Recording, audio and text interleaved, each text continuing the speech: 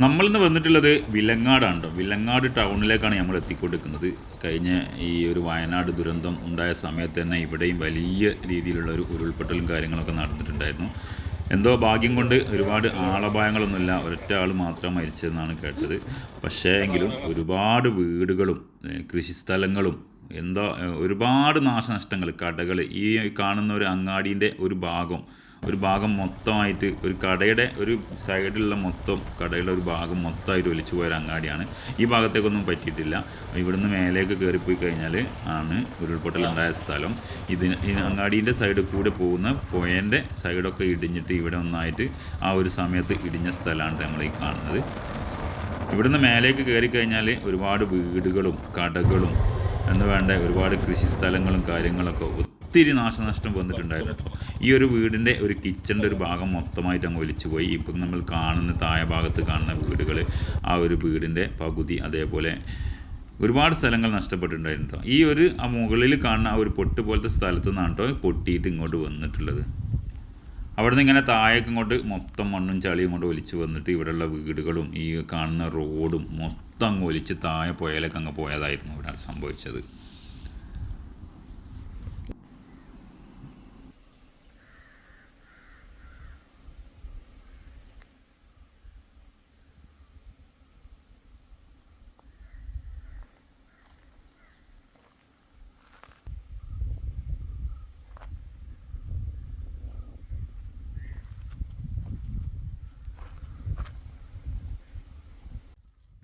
വിലങ്ങാട് ഉരുൾപൊട്ടലുണ്ടായ സ്ഥലത്താണ് ഉള്ളത്. ആ കാണുന്ന ചെറിയൊരു പൊട്ടിയിട്ടാണ് ഇത്രയും സാധനങ്ങൾ, ഒരുപാട് വീടുകൾ, ആൾനാശമല്ലെങ്കിലും ഒരുപാട് സ്ഥലങ്ങളും കൃഷിയിടങ്ങളും വീടുകളും ഒത്തിരി നഷ്ടം ഉണ്ടായിട്ടുണ്ട് ഈ വിലങ്ങാട്. അതാ കാണില്ലേ ചെറിയൊരു പൊട്ട് പോലെ ആ മോള് ആ സ്ഥലമാണ് പൊട്ടിയത്. ചെറിയൊരു ഏരിയ ഉള്ളൂ, പക്ഷെ പറഞ്ഞിട്ട് കാര്യമില്ല. ഒത്തിരി സാധനങ്ങൾ ഈ കാണുന്ന പാറക്കല്ലും മരങ്ങളും താഴെ പുഴയിലൊക്കെ കാണാം. അങ്ങാടി വിലങ്ങാട് ടൗണിലും അവിടുന്ന് അങ്ങോട്ട് ഒരുപാട് ഏരിയയിലുണ്ട് ഇവിടുത്തെ ഈ ഒരു മരങ്ങളും കല്ലുകളും ഒക്കെ ഒലിച്ചിറങ്ങിയിട്ട്. ഇവിടുന്ന് പോണ വഴിക്കൊക്കെ ഇങ്ങനെ ഈ കാണുന്ന ഇത് റോഡായിരുന്നു ആദ്യത്തെ. ആ റോഡൊക്കെ മൊത്തം അങ്ങ് ഒലിച്ചു പോയിക്കുക. ഇവിടെയൊക്കെ വീടുകളുണ്ടായിരുന്നാണ് പറയുന്നത്. അപ്പോൾ റോഡിന് പകരമായിട്ട് ചെറിയ 4 തെങ്ങുകളൊക്കെ വെച്ചിട്ട് ഒരു മണ്ണൊക്കെ ഇട്ടിട്ട് ഒരു താൽക്കാലികമായിട്ട് ഒരു വണ്ടി പോകാനുള്ള സൗകര്യമൊക്കെ അവിടെ ചെയ്തിട്ടുണ്ട്. എന്നിരുന്നാലും അന്നത്തെ ഒരു നഷ്ടത്തിൽ നിന്ന് ഇവിടെയുള്ള ആൾക്കാർ ഇപ്പോഴും മോചനായില്ല എന്ന് തന്നെ പറയാം. ഒത്തിരി സാധനങ്ങളും കൃഷികളും വീടുകളും ഒക്കെ നഷ്ടപ്പെട്ടു പോയിട്ടുണ്ട് കേട്ടോ.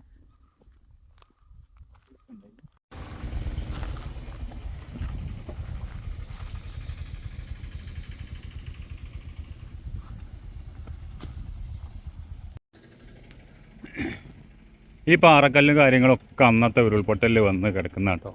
ഇവിടെ ആയിരുന്നു ആദ്യത്തെ റോഡ് മൊത്തം ഒലിച്ചു പോയതിന് ശേഷം വെള്ളമുള്ള സമയത്ത് ഇതുകൊണ്ട് ആ വണ്ടി പോകാൻ വേണ്ടിയിട്ട് ഇതിലെ വെള്ളം ഒലിക്കുകയല്ല മുകളിൽ നിന്ന്. ആ വെള്ളം ഒലിക്കുന്ന സമയത്ത് വണ്ടികളൊക്കെ പോകാൻ വേണ്ടിയിട്ട് ആ ഒലിച്ചു വന്ന മരങ്ങളൊക്കെ കൂട്ടിക്കെട്ടിയിട്ട് ഒരു പാലം പോലെ ഉണ്ടാക്കി കേട്ടോ. ഇപ്പം നോർമലി പഴയ സ്ഥലത്തൂടെ തന്നെ വണ്ടികളൊക്കെ പോകുന്നത്, എന്ന് വെച്ചാൽ വെള്ളമില്ലല്ലോ. അപ്പോൾ ഇനിയിപ്പോൾ മഴക്കാലമാകുന്ന സമയത്ത് വീണ്ടും ഇവിടെ ഒരു പാലമൊക്കെ ഉണ്ടായിരുന്നു എന്നാണ് തോന്നുന്നത്. ഇവിടെ വണ്ടികളൊക്കെ ചാടിയാണ് പോകുന്നത്, കണ്ടില്ലേ? ഇതാണ് അവസ്ഥ.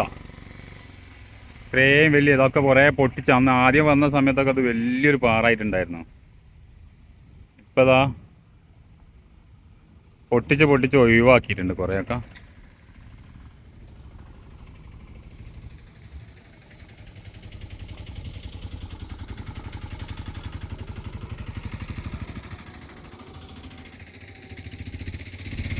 ആ കാണുന്ന വീടൊക്കെ പകുതി ഒളിഞ്ഞ് പോയത് തന്നെ കേട്ടോ. അതാ കണ്ടില്ലേ, അതിലൊന്നും ഇപ്പോൾ താമസിക്കാൻ പറ്റാത്തൊരവസ്ഥയിലാണ്.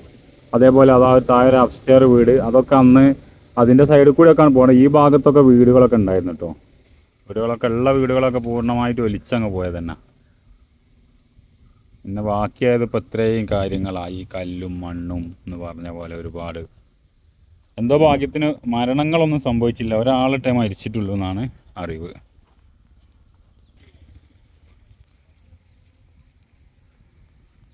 ഇതാണ് വിലങ്ങാടത്തെ ഇപ്പോഴത്തെ അവസ്ഥ.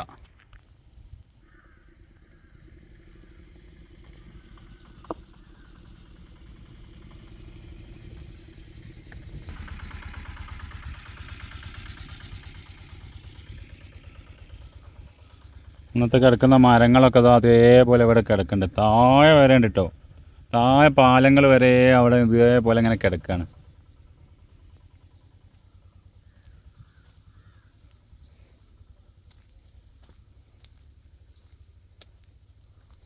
വല്ലാത്തൊരവസ്ഥ തന്നെ അല്ലേ. എന്താ ഇപ്പം ചെയ്യുക. ഓരോരോ പ്രകൃതിയുടെ ഓരോരോ വിളയാട്ടങ്ങൾ എന്നൊക്കെ പറയുക വേണമെങ്കിൽ.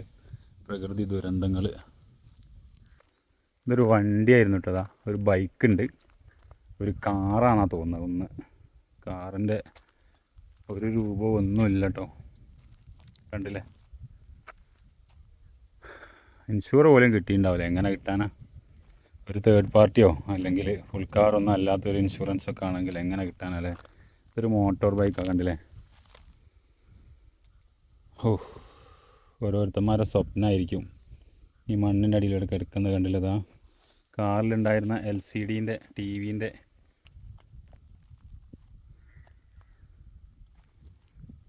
രാത്രി ജോലി കഴിഞ്ഞ് വന്ന് നിർത്തിയിട്ട വണ്ടിയായിരിക്കും ഒരു പക്ഷേ. അത് രാവിലെ ആയപ്പോൾ ഇതാ ഈ ഒരു കണ്ടീഷനിലാണ് അവർക്ക് കാണാൻ കഴിഞ്ഞത്. ഇല്ല,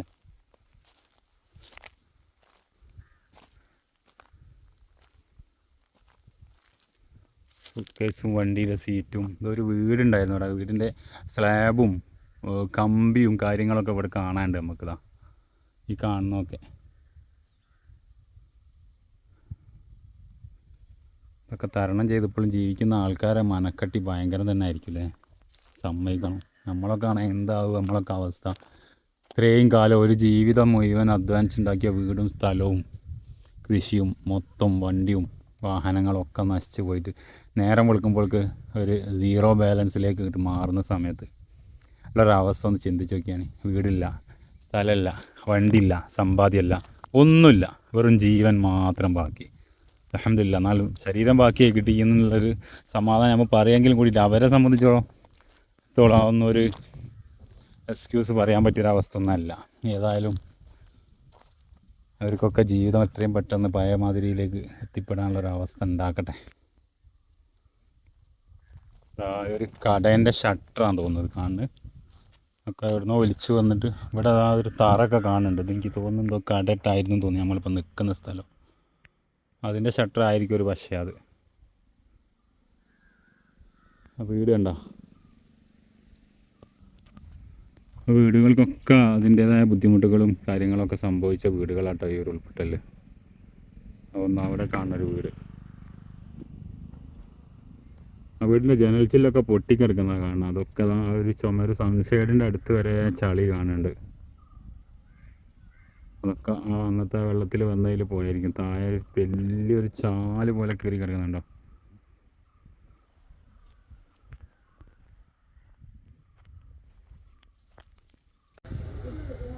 അന്ന് എനിക്ക് തോന്നുന്നു ഒലിച്ചു വന്ന എന്തോ ഒരു ഭണ്ഡാരപ്പെട്ടി പോലെ ഉണ്ട്. ഇതാ കണ്ടില്ലേ, ചളിയിലൊക്കെ ആയിട്ട് കിടക്കുന്നത്. ഇത് അമ്പലത്തിലായിരിക്കും.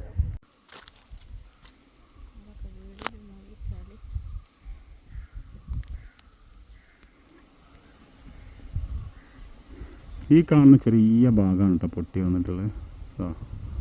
ഇതാണ് ആ സാധനം. അങ്ങനെ അങ്ങ് പോന്നിട്ട് പോയിരുന്ന വഴിക്ക് മുഴുവൻ ഒലിച്ചങ്ങ് ഇറങ്ങിപ്പോയിക്കാം. ഈ ഒരു ഭാഗമൊക്കെ വലിയ പാറകളൊക്കെ അടിയിലത്തെ കൂടെ പൊന്തി വന്ന അതിൽപ്പെട്ടൊരു വീട്, വേറൊരു വീട്, വേറൊരു വീട്. പിന്നെ ഇവിടെയൊക്കെ വീടുകളുണ്ടാവും എന്നാണ് തോന്നുന്നത്. ഒക്കെ പോയിട്ടുണ്ടാവും ആ പോക്കിൽ. വരുന്ന ആ വഴിക്ക് മേലൊക്കെ വീടുകളുണ്ട്. അതിൻ്റെ കമ്പിയും കാര്യങ്ങളൊക്കെ നമ്മളവിടെ കണ്ടില്ലേ. ഇതാണ് വിലങ്ങാടുള്ള അവസ്ഥ. വിലങ്ങാട് ഇപ്പം തറക്കല്ലിടൽ നടക്കുന്നുണ്ട് അടുത്ത ദിവസം. 20 വീടുകൾക്കുള്ള ഫെബ്രുവരി 27 നാളെയാണ് കേട്ടോ ആ ദിവസം. ഷാഫി പറമ്പിലാണ് വരുന്നത്.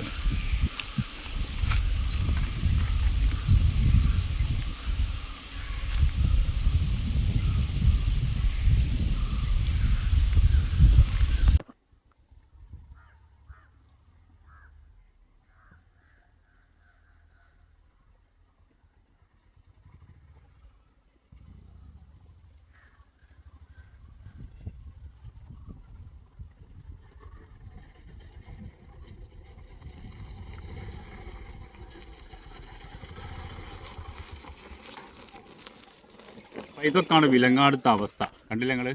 അപ്പോൾ അതാ നാളെ ഷാഫിപ്പറമ്പിലെ ഒരു 20 വീട് ദുരിതാശ്വാസ നിധിയിൽ നിന്ന് ഒരു 20 വീടിനുള്ള തറക്കല്ലിടൽ കർമ്മം നടക്കുന്നുണ്ട് ഫെബ്രുവരി 27, അതായത് നാളെ.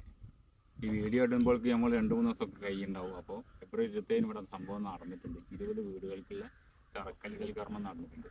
അപ്പോൾ ഈ ഒരു അവസ്ഥയിൽ ഇവിടെ വീട് നഷ്ടപ്പെട്ട ആൾക്കാർക്ക് ഒരു ചെറിയൊരു സഹായം, ചെറിയല്ല വലിയൊരു സഹായം തന്നെ ആവുമെന്ന് വിചാരിക്കുന്നത്. ഏതായാലും ഇവിടെയുള്ള ആൾക്കാരെ എന്താ പറയുക, ഒന്നും പറയാനില്ല.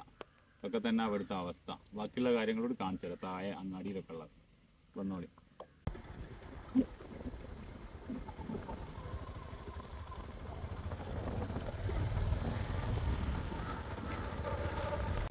കുറച്ച് സ്ഥലം അതാണ് വിലങ്ങാട് അങ്ങാടീൻ്റെ ഒരു സൈഡാട്ടോ ഇപ്പോൾ കാണുന്നത്. അവിടെയൊക്കെ പോയാൽ ഒന്നായിട്ട് അപ്പോൾ ആ കാണുന്ന ആ ഒരു ഏരിയ ഞാൻ കെട്ടോ കാണില്ല, അതായിരുന്നു ശരിക്കുള്ള പുഴ.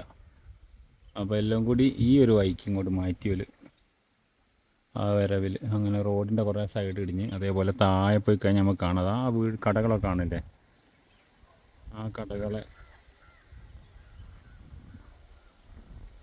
ആ സൈഡ് ചുമരും അടിഭാഗത്തെ തറയൊക്കെ ആ പുതിയ കെട്ടിയുണ്ടാക്കിയതാണ്. ഫില്ലറിൻ്റെ അടിയിലുള്ള ഭാഗമൊക്കെ അന്ന് ആ വെള്ളത്തിൽ ഒലിച്ചു പോയതാണ്.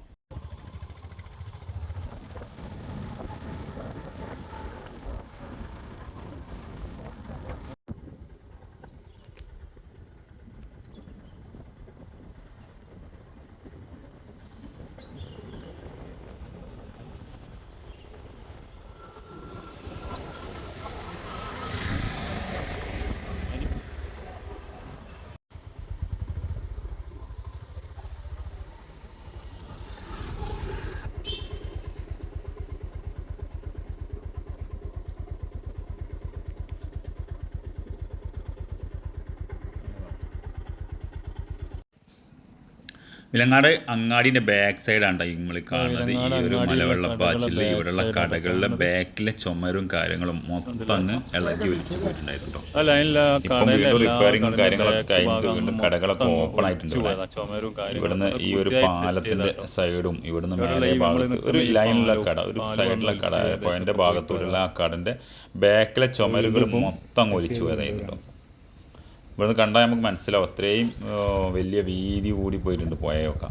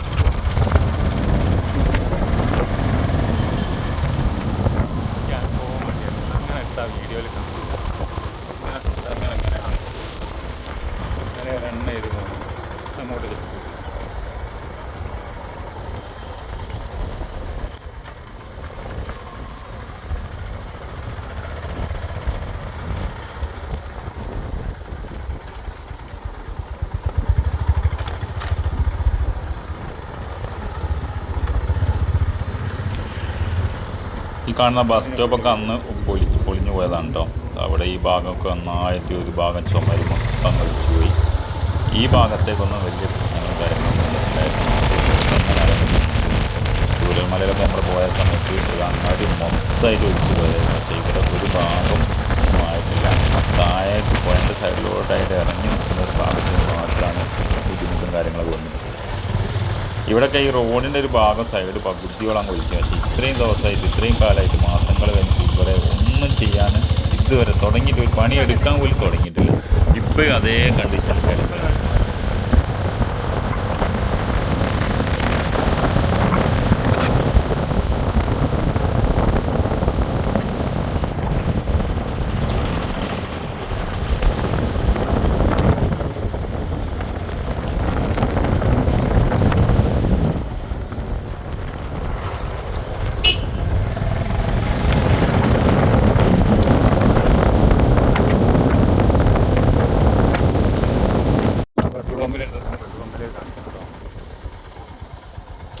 ഈ ഒരു ഭാഗം നമ്മളെ ആ ഒരു പെട്രോൾ പമ്പിൻ്റെ ഒക്കെ ഒരു സൈഡിലാണ് നമ്മളുള്ളത്. ഇതിലെ ഈ ഒരു ഭാഗത്തുനിന്ന് ഈ ഭാഗത്തൂടെ ഒലിച്ച് വന്നിട്ട് ഉരുൾപൊട്ടി വന്നിട്ടുണ്ടായിരുന്നു. ഈ പെട്രോൾ പമ്പ് കാണുന്ന പെട്രോൾ പമ്പൊക്കെ മൊത്തമായിരുന്നു സമയത്ത് വെള്ളം കയറിയിരുന്നു. ഇതിൻ്റെ നേരെ താഴെ ഭാഗത്ത് ഒരു പാലുണ്ടായിരുന്നു.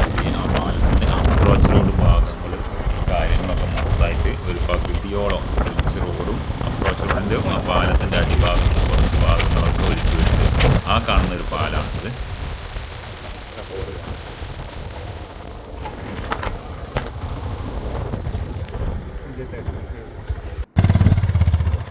ഇതാണ് ആ ഭാഗം. ഈ ഭാഗം മൊത്തം ഇങ്ങനെ കിടക്കുകയാണ്. ഇത്രയും കാലം 5-6 മാസമായില്ലേ. ഇപ്പോൾ ഇതേ അവസ്ഥയിൽ ഒന്നും ചെയ്തിട്ടില്ല. ഇപ്പം പണിയെടുക്കാനൊക്കെ പറ്റുന്നൊരവസ്ഥയുള്ള സമയമാണ്, വെള്ളമൊന്നുമില്ല. പക്ഷെ ഇതുവരെ അതിനൊരു പണി പോലും അവിടെ തുടങ്ങിയിട്ടില്ല കേട്ടോ.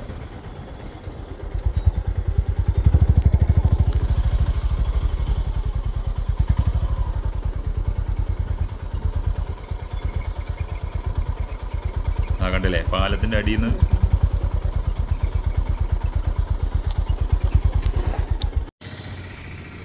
വിലങ്ങാട് ടൗണിലെ ഉരുട്ടി പാലത്തിൻ്റെ ഒരു അവസ്ഥ കേട്ടോ. അന്നത്തെ ആ ഒരു വെള്ളപ്പാച്ചിൽ പാലത്തിൻ്റെ അപ്രോച്ച് റോഡിൻ്റെ ഒരു ഭാഗവും മൊത്തം അങ്ങ് ഇടിഞ്ഞു പോയി. പകുതി റോഡും അപ്രോച്ച് റോഡ് അതിൻ്റെ ഒരു പകുതി ഭാഗത്തോളം അങ്ങ് പോയിട്ടുണ്ട്.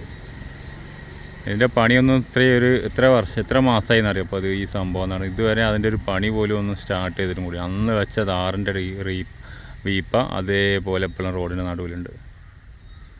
അതാണ് അവസ്ഥ. ഈ ഭാഗത്തൊക്കെ അതാ അങ്ങനെ മൊത്തം പോയിട്ടുണ്ട്.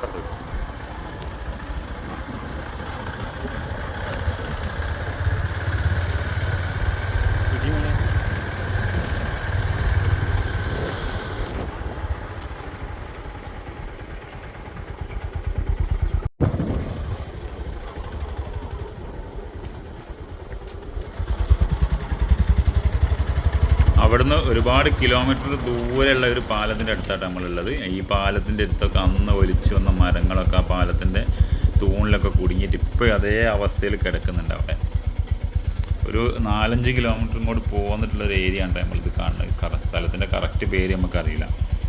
വീഡിയോ ഒക്കെ ഇഷ്ടപ്പെട്ടെന്ന് വിചാരിക്കുന്നു. ഇഷ്ടപ്പെട്ടാൽ ലൈക്ക് ചെയ്യാൻ ഷെയർ ചെയ്യാൻ മറക്കണ്ട. Okay, bye.